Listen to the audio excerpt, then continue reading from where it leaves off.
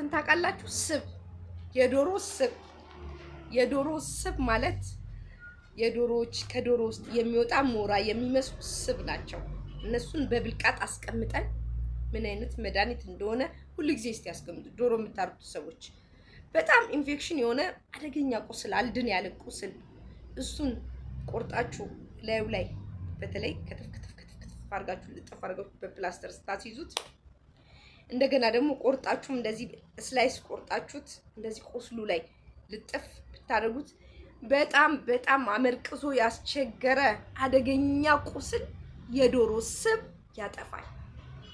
አያችሁ ባህላችን እንዴት ደስ እንደሚል። እኔ እኮ ለዛ ነው ወደኋላ እንመለስ፣ ተው ይሄንን ዘመን እያለን ቆሻሻ ዘመን አንደግፍ እምላችሁ ለዛ ነው። ከቴክኖሎጂ ጋር ስንተኛው 22ኛው ክፍለ ዘመን ምን ሰራችሁ? 22ኛው ክፍለ ዘመን ትውልዱ ተበላሸበት እንጂ እና እንደዚህ ብናደርግ። በዛ ላይ ደግሞ ሞራ አለ። ይሄ ኦሪጂናል ሞራ አይደለ? ሞራ አለ፣ የበሬ ኦሪጂናል ሞራ።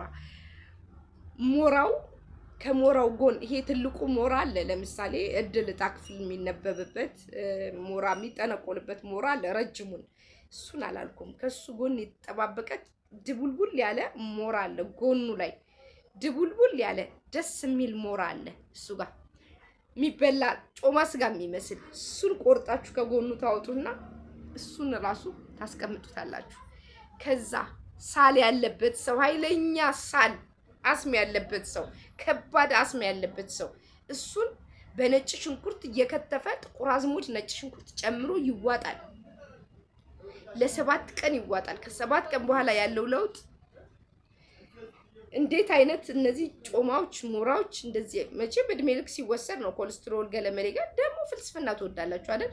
ግን እኛ በባህላችን መልካም ከባድ ህመሞችን የሚድኑበት ትልቅ መድኃኒት የሚባሉ እነዚህ ናቸው። የሞራ የስብ እና ጮማ እንግዲህ ብዙ ጊዜ አይበላም፣ ግን መድኃኒት ነው። አንዴ መድኃኒት ነው፣ ብቻውን አይበላም። ጮማ ራሱ የምትበሉ ሰዎች ብቻውን ጮማ አይበላም።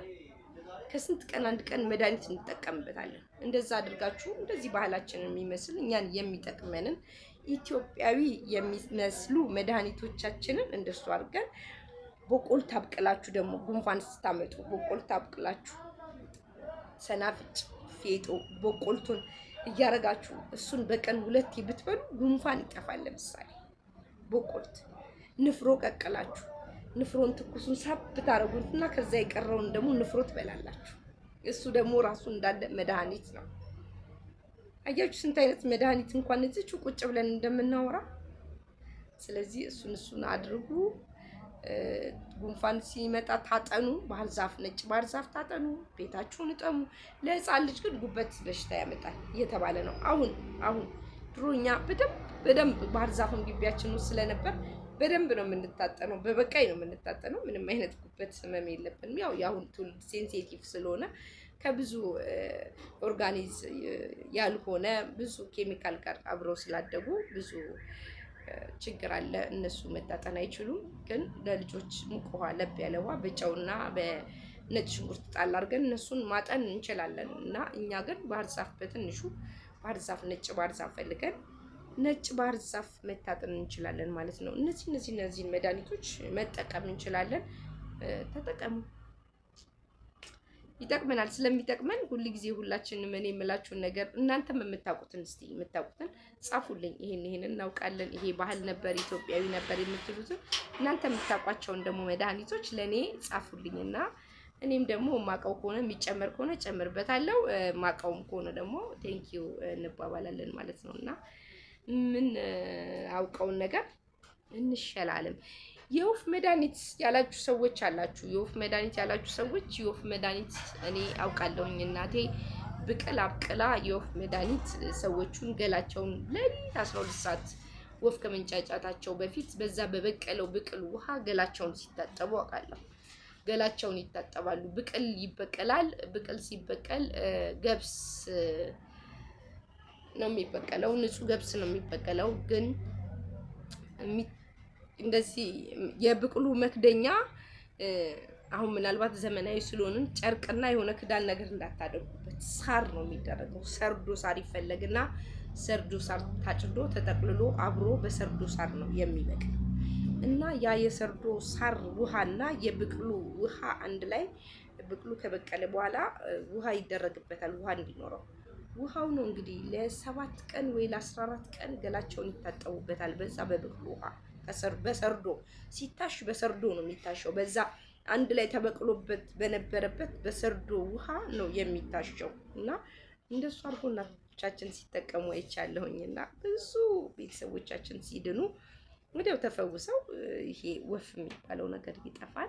አሁን ደግሞ ምን አይነት ሕክምና እንደሚያደርጉ ባላውቅም እኔ ይሄንን እናደርጋለን። ብቅል እናበቅልና በጸበል ነው የምናበቅለው። ስናበቅል ብቅል በንጹህ ውሃ ነው የሚበቀለው። ንጹህ ሆነን ቆሻሻ ሳንሆን ንጹህ በሆን ነው የምናበቅለው እና እስቲ እንደዚህ አድርገን ይሄንን ባህላችንን ብንጠቀም፣ ወፍ ያለብን ሰዎች ይሄንን ብናደርግ ፈውስ እናገኛለን ብዬ አስባለሁ። ምክንያቱም እነዚህ አሁን የመጡ መድኃኒቶች ሳይሆኑ የነበሩ የሚጠቀሙበት ባህላችንን ለዚህም ራሱ የበቃ ነው ብዙ እነሱ በሚያደርጉት ነገር ነው አይደል? አሁን ዛሬ ላለነው መርፌ ለምንጠቀመው መድኃኒት ለምንወስደው ጨጓራ በሽተኛ ለሆነው ለእያንዳንዱ ነገር ድሮ ብንጠቀመው ኖሮ ይሄ ሁሉ የድሮ ትውልድ ዛሬም እኔም ቁጭ ብዬ ላላወራችን ነበር ማለት ነው። ስለዚህ ዛሬ ለማውራቴ የትላንትና የተጠቀምኩት መድኃኒት ለእኔ ጉልበት፣ ኃይል፣ ጤና፣ ብርታት፣ እድሜ ሆኖኛል ማለት ነው እና ምንም ቢሆን ግማሽ እድሜ ኖሬ ያለው እኔ አንዳንዶቻችሁ ወጣት ነሽ ምን ለማለት ፈልገሽ ነው ምናምን የምትሉ አላችሁ። ግን እንግዲህ ቀላል አይደለም 40 ዓመት መኖር በራሱ በጤንነት ቀላል እድሜ ስላልሆነ እንደዚህ እያደረግን ሁላችንም እየተማማረን እስቲ ይሄንን የምናውቀውን ኢትዮጵያዊ ባህላዊ ሕክምናችንን ቤታችን ውስጥ እናደርግ። የተሳሳትኩት ካለ አርሙኝ፣ እናንተ ማረም ትችላላችሁ። የምታውቁት ደግሞ አላችሁ እኮ በጣም ብዙ የሚከታተሉኝ በጣም የሚገርሙ ሰዎች አሉ። እሱንም አርሙኝ። እናንተም ደግሞ ማድረግ የምትችሉትን ነገር አድርጉ፣ ለኔም አሳውቁኝ። ይሄንን ደግሞ ብትናገሪ ይሄን መድኃኒት ነበር እኮ ይሄን ብትሉኝ በሆድ የሚወሰድ ነገር ካልሆነ ያመንኩበትን ነገር በሆድም ቢሆን ያመንኩበትን ነገር ማቃውን ነገር እናገራለሁኝ፣ ለሰዎች እናሳውቃለን።